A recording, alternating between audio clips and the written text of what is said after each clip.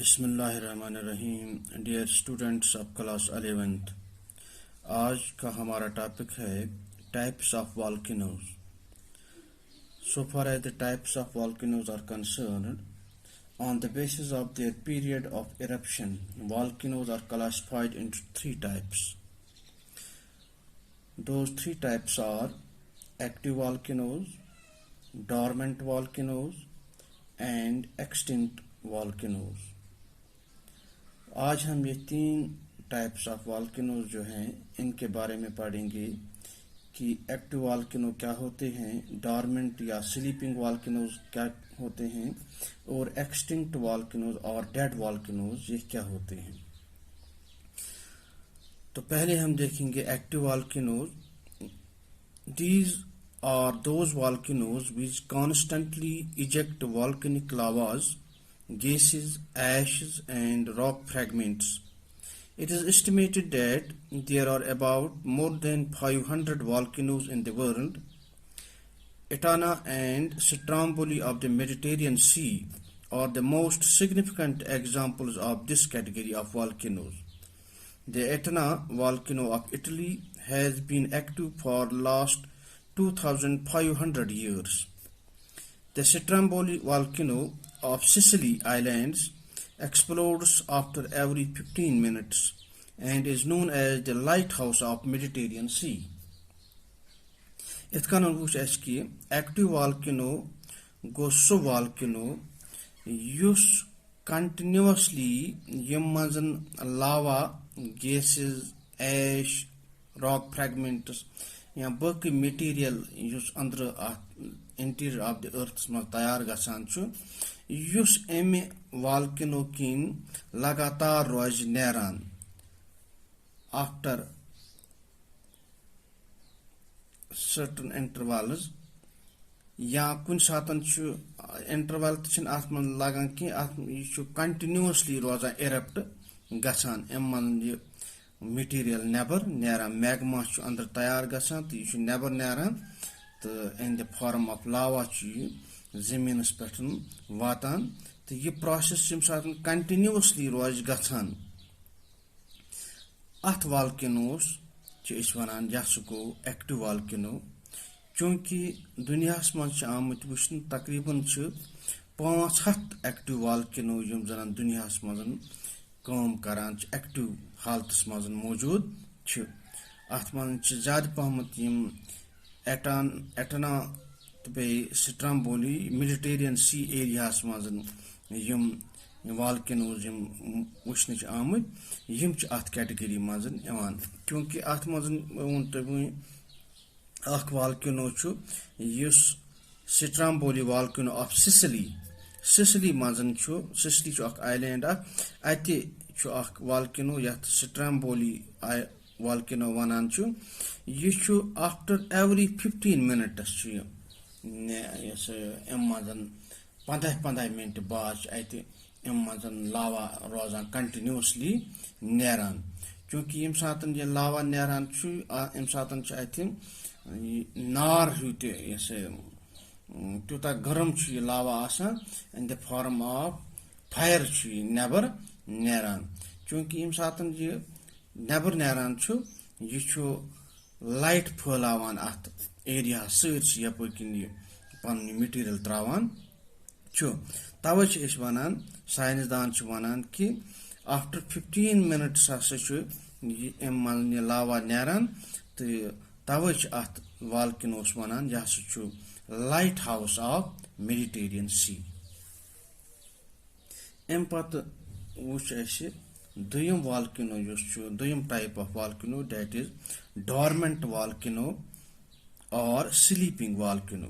यह गो सो volcano these are those which become quiet after their eruption for some time and there are not indications of further eruption, but suddenly they erupt very violently and cause enormous damage. यम volcanoes यमो मज कैंसस कालस यह magma नेबर नेरान lava नेबर नेरान पत यम दम दिवान यम silent rozan. Kensas kalas, various kalas chim silent rozan. Varian variant chim silent rozan. Empach achanak abruptly chim be burst gatsan. Be imuman lava never neran. Yel ut volcano dunyas man aise jus Kansas times erupt gache pad gache ban. Pad gache be start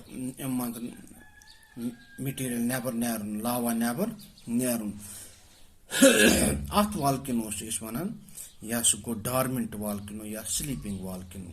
You should Kansas scholars, Aramus man roda. You should Kansas scholars, Monto yo, Shunget you roda. Kawabida, that is Urdu poet one, Kawabida artist Pishan. Vesuvius volcano is the best example which erupted first in 79 AD, then it kept quiet up to Sharashat Akhtar AD. Vesuvius Island volcano used dunyas manchu, yich image example. Tikajichu conceived AD manzan lava drama, tempatan road silent up to Sharashat Akhtar AD when it suddenly exploded with great force. The volcano of Barren Island to the east of Andaman in India exploded in 1991 after remaining dormant for several years. Itha kanchu biakak volcano yus Andaman Islands mazan photmochu kunushatta aktam tas mazan. The patrod various kalas be ban you silent. So es one tell you yes volcanoes yum kunsatan man lava never near the pearl is immense pattern patrozanium silent patrozanium arams man pat various kalas need man lava ki amon volcano is one ये मासे dormant volcano या sleeping volcanoes. Either kanchu trayum type of volcanoes just evanchu that is extinct volcanoes, or they are also called as dead volcanoes. Extinct volcanoes guy and dead volcanoes guy tam volcanoes they are considered extinct because there are no indications of further eruption. The crater is filled with water and lakes are formed. Vegetation starts growing on it. Eiffel volcano in Germany and Pupa of Myanmar are good examples of this type. Yatachuta yaad yathaun ki extinct volcano go so volcano yus ek satan yem mazan material dramochu lava dramochu pachu bilkul gomut band. Yus at volcanoes petkanin so whole asan chu yatas crater wanan chu chunki yeman extinct volcano hun jusi creator asan chu petim so whole yus asan chu in the form of so asan tachu asan banamut lake hu tathmuch ab asan yim satan eruption ati gasan chu ki yishu silent rozan to various kalas yelni emat kihin neran chu patchu yishu emoki creator asan chu atmandan chu ab gasan jama rod ab jama atman gasan to achu banan a type a sort of lake chu atmanan yat is banan chu pat yasu go crater lake chunki crater go so opening yus volcanoes tops pattern opening asan chu ye opening yim satan ab saitin barne I atman ab jama gache achu lake banan. That lake is called the crater lake.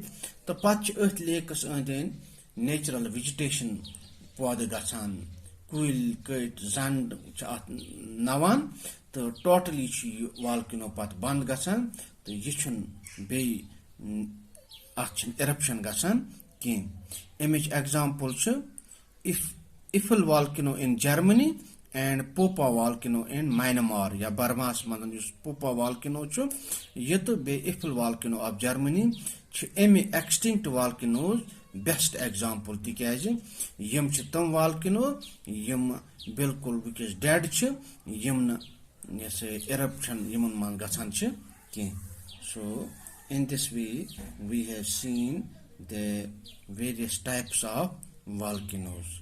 Thank you.